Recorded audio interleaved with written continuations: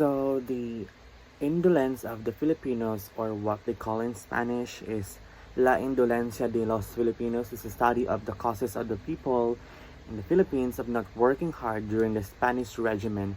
It is an essay that was written by Jose Rizal, reflecting about how Filipinos are lazy during the regime of the Spanish colonization.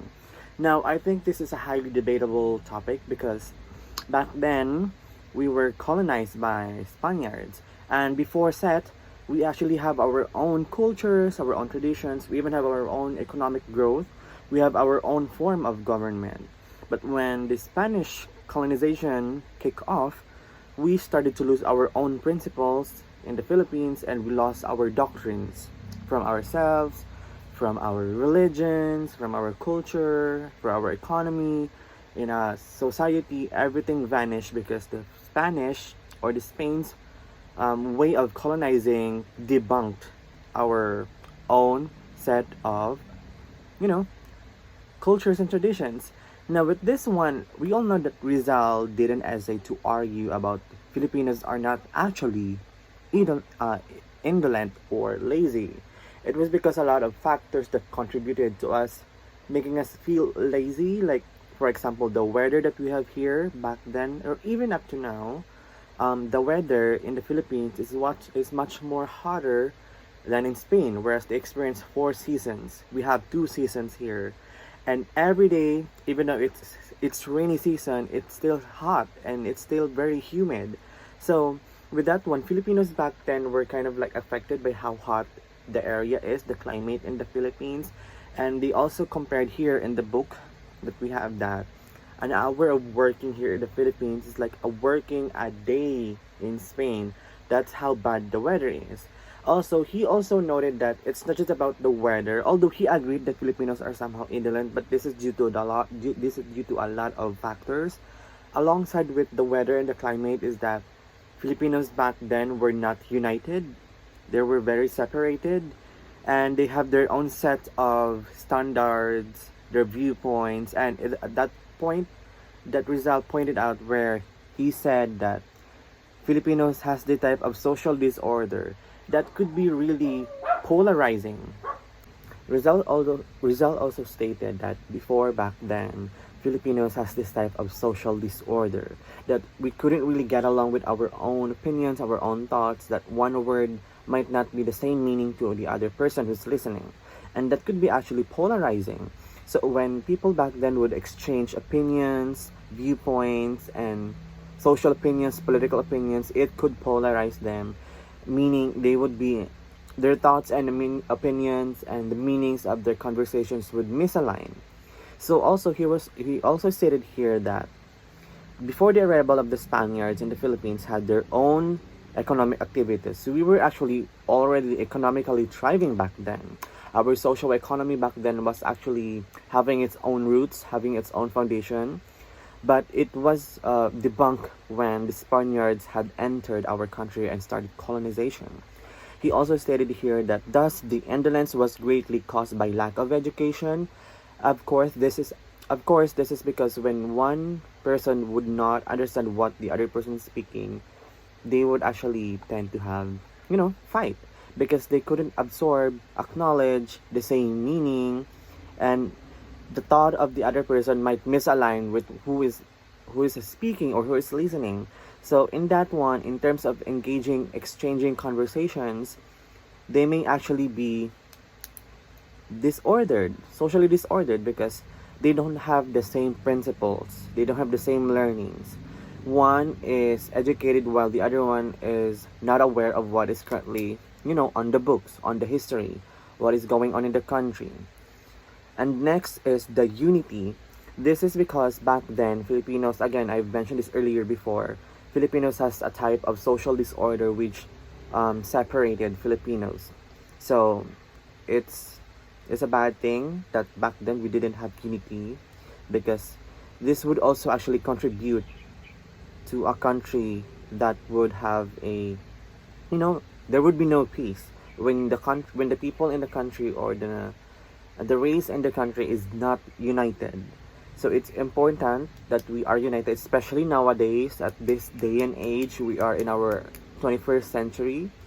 It's important that each every one of us feels united, even though our political opinions might not align with each other. For example, with the last presidential election back then, when Bongbong Marcos, we know that he was the most hated politician, but he was not the only one who was hated. It was also Leni Robredo, because a lot of people would tend to see her as, you know, who is not really fit for the position because she is a woman, or she may not be enough to handle the power of how to handle a country or a nation that's full of disorder, especially in the politics.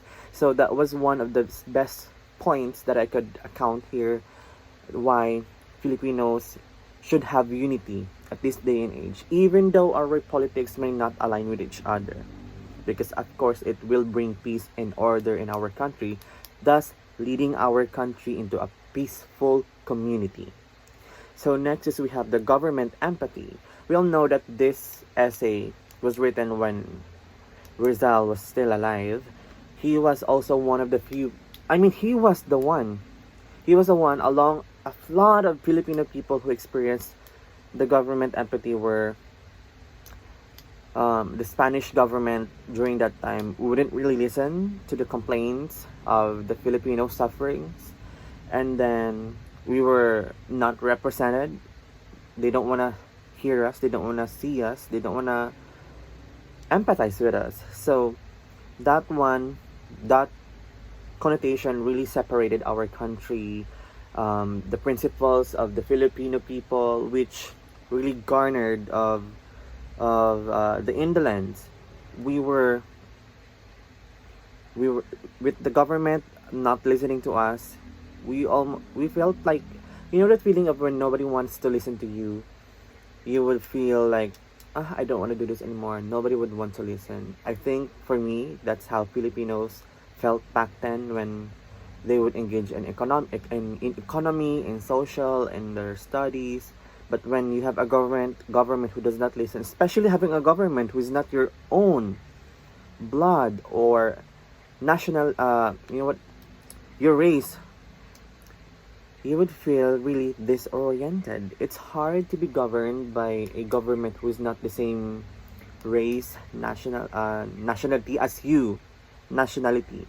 So it's hard because they don't want to feel, or they don't want to put their feet in your shoes, because they have their own, they have their own targets of why they want to have that position. They want to take advantage of the Indios, because Indios were not really well educated, thus being easier target for taking advantages. So next is we also have Rizal also stated here that therefore enumerated the factors that could cause indolence. First was the climate. We already talked on that one. Filipinos could not compare the working hours of those Spaniards. And we also have here Filipinos had been doing trade within the region and the neighboring countries. Rizal argued that the Spaniards, to close this discussion that we have, Rizal argued that the Spaniards made the Filipinos forget their past by dominantly inflicting their ways in our country. So there were also like a kind of form of a reformist, except they want their traits to be inflicted here in the country of the Philippines. So with that one, there are manipulative, and of course when you're the person who's being manipulated, you don't want to do anything at all. You want to disengage, because it's against your soul, your principles, your doctrines, and it's basically against your own morality.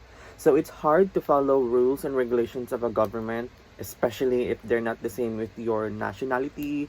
And then they would also inflict the rules and regulations in our country, while in fact it's very different. We only became so Spanish because we were colonized. But if we weren't colonized, Spanish in our country, our Spanish trait, the way we talk, the way we say kutsara, tinidor, portahan, lamesa, presentacion, we wouldn't have that if we weren't colonized. So truly Spanish had so much influence to us. We were colonized for 300 years. So truly we were so It's in our blood at this day and age. Even though our parents are not full-born Spanish or half Spanish, but we have Spanish in our blood now. So with that one, the indolence of the Filipinos was not caused by our own traits. It was influenced by a lot of factors. The way the way the Spanish government colonized us, the way the climate that we have here, the way that we are so disoriented or not united back then. So with that one, coming to conclusion, it is important that today we must, we really must see unity, peace, and order in our own country because we don't want to be colonized again. I don't want to be colonized because it's so tiring. From reading the books that we have here and watching the Nolimi Tangere, I don't want to be colonized again. Because I am already happy with what we have here in the Philippines. You know, we have our own government, but I'm sure, I'm confident that our own government will not be debunked by any colonizers anymore. I mean, hello, we have a lot of powerful icons here. Duterte, Bongbong Marcos.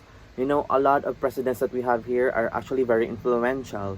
And we are not idolent anymore. We have proven so much, we strive so much.